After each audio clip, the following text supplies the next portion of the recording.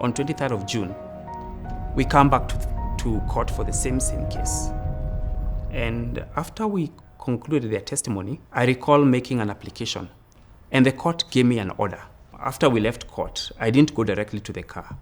I went to the registry to go and get that order, which took me about 10 minutes. When I came back, I did not see Josephat, I did not see Willie. So I proceeded to my car, and we left the court precincts. Just a few meters away from the court, at the railway tracks, where the railway tracks cross the highway, we decided to stop and call Willie and find out where they were. And Willie responded. He sounded tired. And he said that he was in court, in the parking. But he told us we don't need to wait for him. He told us, you guys go ahead. We will catch up on the way. So that was the last conversation I had with Willie. At that point, there was nothing to indicate that anything had gone wrong. I remember I spent most of my day in the office, actually. I hardly left the country director's office. But I was texting with Willie about what was happening in Josephat's case. So I think it was late morning. He said, we're done, which was earlier than we thought. We had expected they'd be in court all day, and said, we'll escort Josephat home. And I was like, great. And then I was back home when I got a call early evening from the other investigators saying, Willie didn't get home and we don't know where he is. Throughout the day, I was having, you'd have a feeling you want to call someone. So I was having this feeling I want to call Willie. But again, I was like, what if he's in court? But he said he'll be here by 2. So at around, I was like, maybe right now I can call him. And I was like, no. Because I wanted to ask him, you said you're going to be here by 2. How come you're not here at 2? Saa mi kukaa kitu saa kumi hapo na mandakika. I think ilikuwa na 54. Ndio nilitumwa please call me na namba. Ilikuwa namba mpya. Akanitumia please call me. Mara ya kwanza sikushughulika. Na ya pili. Saa ya 3 ndio, na hii kitu inaweza kuwa ni kitu nini? Ni kitu serious. Wacha nipige hii namba nisikie venye anasema. Mimi nikapigia hiyo namba simu. Kumpigia niambia nimeokota karatasi kwa barabara imeandikwa Mwenda, Rose na Willie wamefanya nini? Wameshikwa.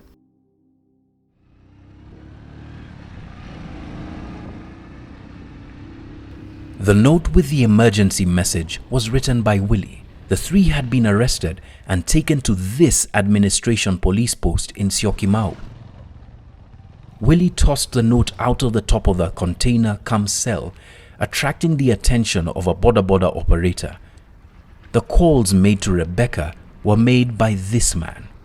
This crucial piece of evidence was recovered by investigators and became a core part of the evidence in court. Were it not for Willie's presence of mind, the search for him, Josephat, and Joseph would not even have begun as soon as it did. At this time, this was a missing persons case, and the IJM team joined in the search. I lead the Survivor Services Department.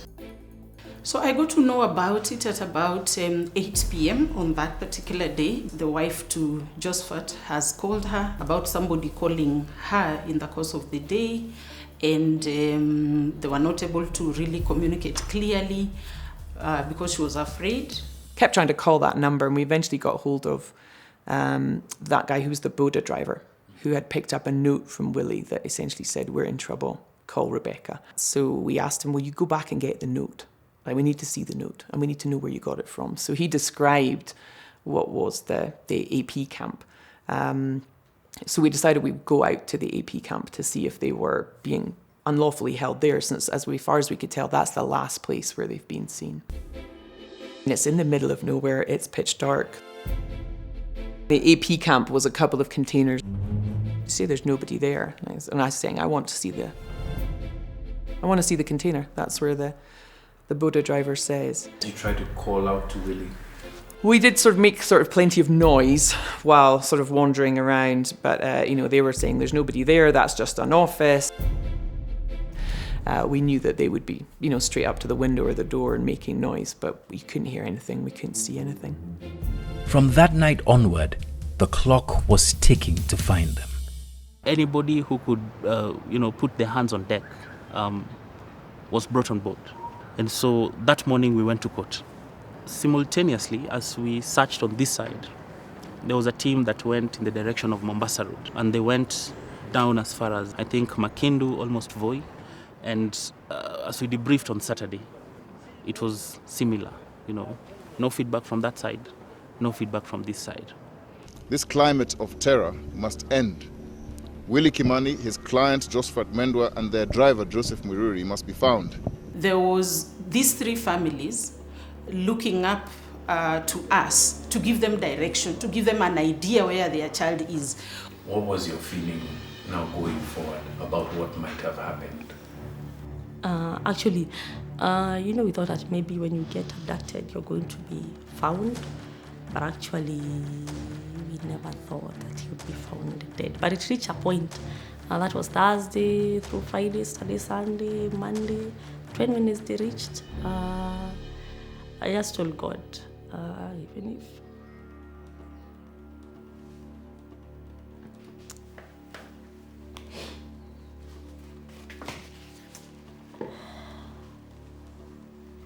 it reached the point I just told God, just want a body.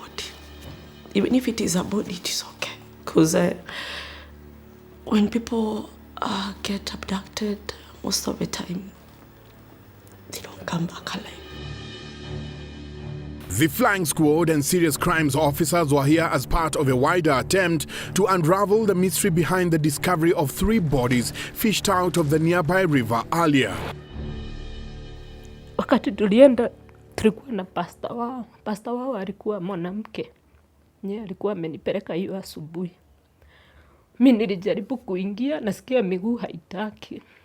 Wakaniambia jikaze, juendi uko wa familia na wengine hawajafika. Uingie tu, uzunguke hao watu wote wamewekwa hapo. Lakini nilienda nikapata Joseph ndiye alikuwa wa kwanza kwa siti moja.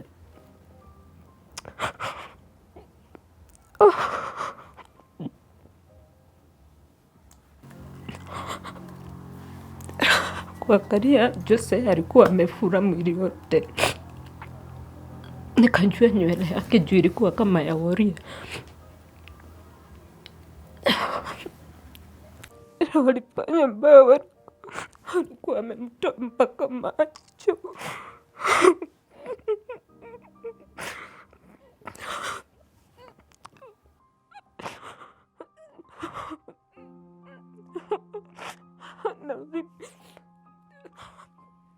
I remember Joseph's sister crying on my shoulder for 2 hours straight. Now, that does not leave you the same. Being a witness, first-hand witness, to that depth of pain and anguish and grief does not leave you the same. Inspector General of Police Joseph Muiruri released the names of the 3 police officers arrested over the murders. Sergeant Frederick Leliman, the first accused in the case, was the police's first target. Stephen Chaburet and Sylvian Jockey, duty officers at the Syokimau police post the day that Willie, Josephat and Joseph disappeared, were also arrested soon after the discovery of their bodies. Sergeant Lennon Jage, an officer who worked closely with Leliman, was also arrested, beginning a trial that lasted 5 years. Their bodies were found here, in an infamous stretch of one of Kenya's most famous rivers. So a quick geography lesson.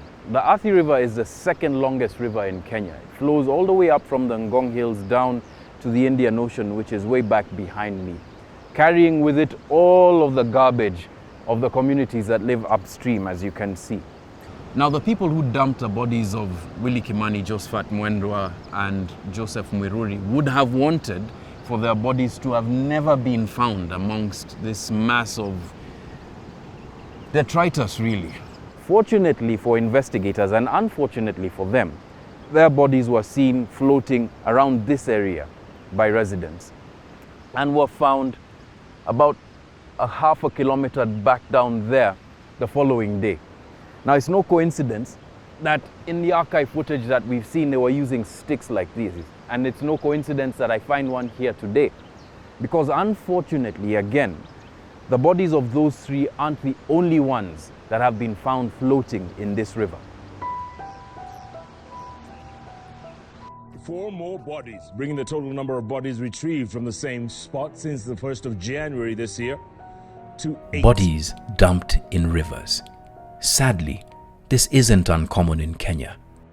Some of those bodies were of people last seen in the custody of the police. But sometimes, you don't have to guess at who pulled the trigger.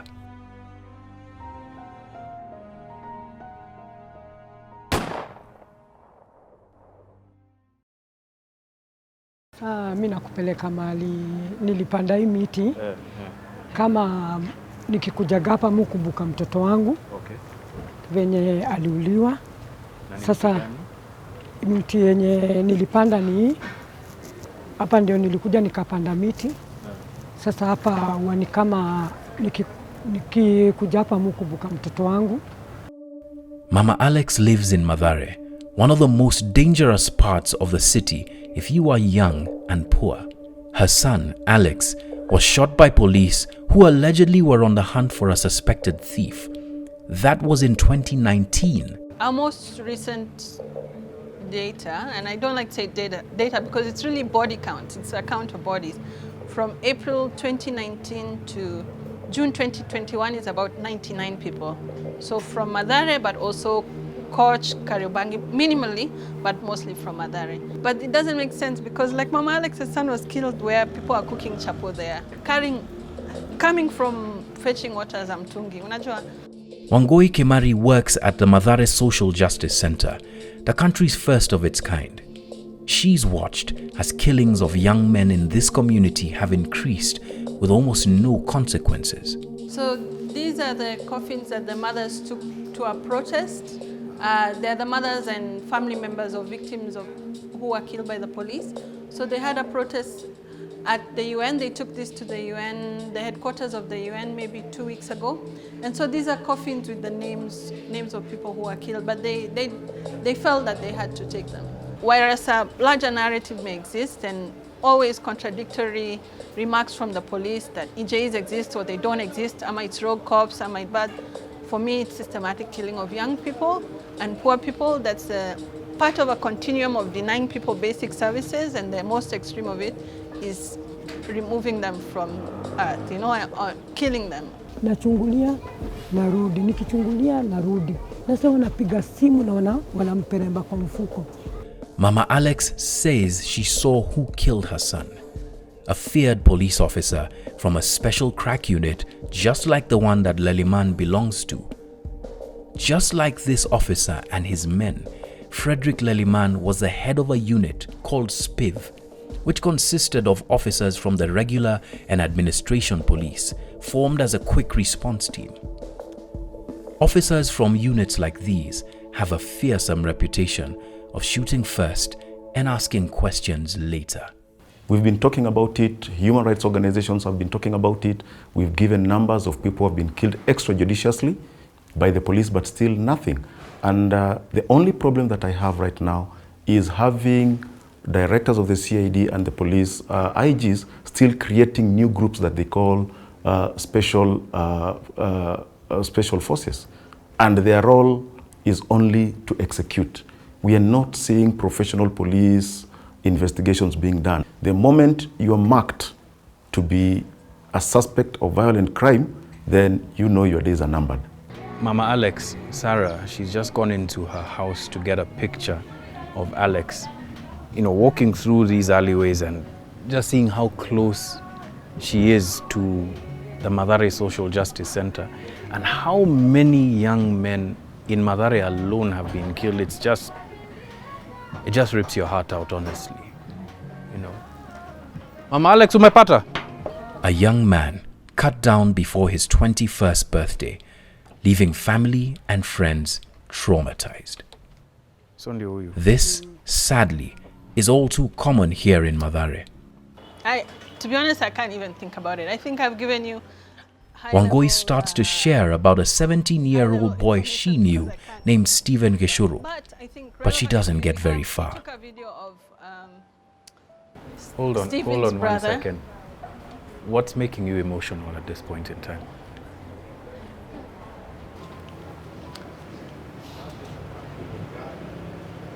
Hi. Let me take a moment.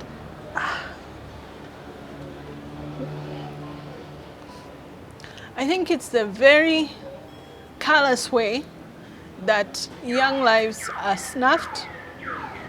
No regard. Everyone's life continues, but that every day callously, really, it's like it's not anything. And Steve was already, he was coming from such dire circumstances, trying to make his life better, you know? And just there. He's not memorialized prominently, just there. There is an uproar after police officers were captured on camera executing 2 people who were in their custody but lying on the road with no visible signs of resistance. Many of the cases Wangui talks about do not go further than the local police station.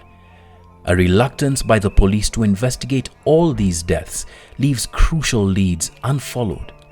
Fortunately, in the case of Willie, Josephat and Joseph, some impressive police investigative work has been done, giving all lawyers prosecuting this case a fighting chance due to the evidence adduced. My name is Janice Nyambura Mushemi. At IJM, I'm an advocate and I work on representing clients of IJM. And in particular, the Willie Kimani case, I was the lead attorney from IJM. I won't say this case was easy. I'd say that we had a dedicated investigation team. It all matters with the investigations. If you're able to jump on it immediately, it happens, and try and gather everything when it is still fresh, you'll be able to make headway. Tell us what you were able to construct about what took place. The day the unfortunate incident happened, at around 10 a.m. we could trace our 3 brothers at Mavoko Law Courts. Okay, so they left Mavoko Law Courts at around 12 noon, some minutes after 12 noon. And just a few kilometers from the court is when they were waylaid by who we now suspect are the officers and told to alight and bundled into another car. And the car that they were using now, we could see it drive along the bypass through to Kamirithu, which is in Limuru, Kiambu County. And the 3 were taken to Syokimau AP Post. And they stayed there for quite some time until they were picked up after 7 p.m.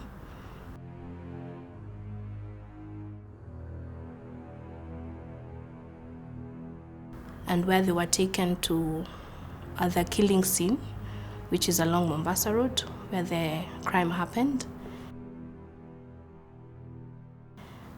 Later on, after midnight, now moving on to 24th June 2016, they were taken to River Athi, which is in Oldonyo Sabuk area, where they were dumped. Now, as you say, 30th June is when 2 bodies were discovered floating on the river. When they were retrieved is when we could identify these are 2 of our brothers. And then on 1st July, we discovered the 3rd body.